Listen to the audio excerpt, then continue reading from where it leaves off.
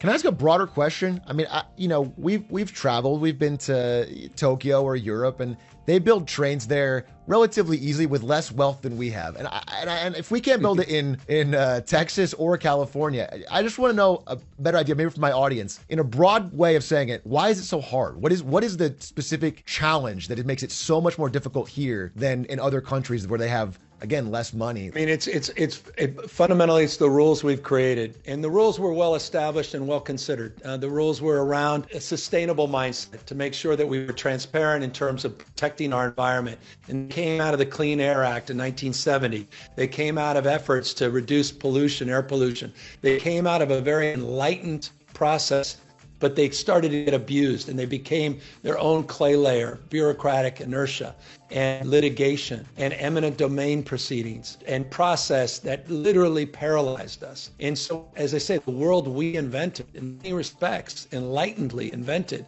is now competing against us.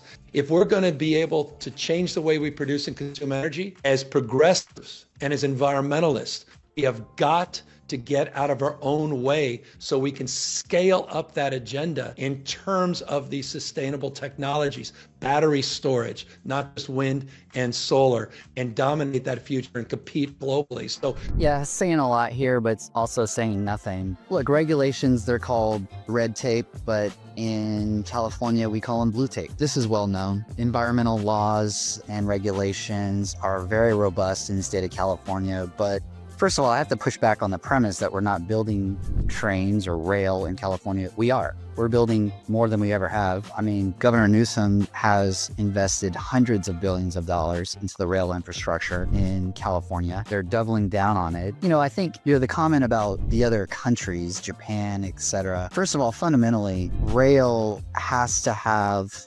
population centers. It has to connect population centers.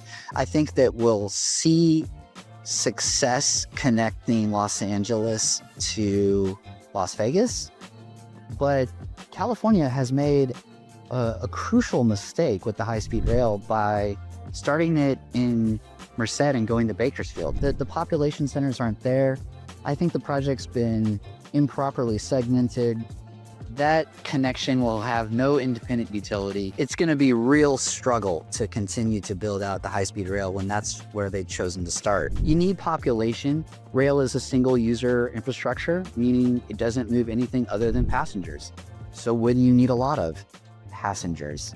And those passengers aren't there in Merced and Bakersfield. It's going to be a real struggle. Look, Gavin Newsom is putting massive amounts of money into passenger rail in the state of California.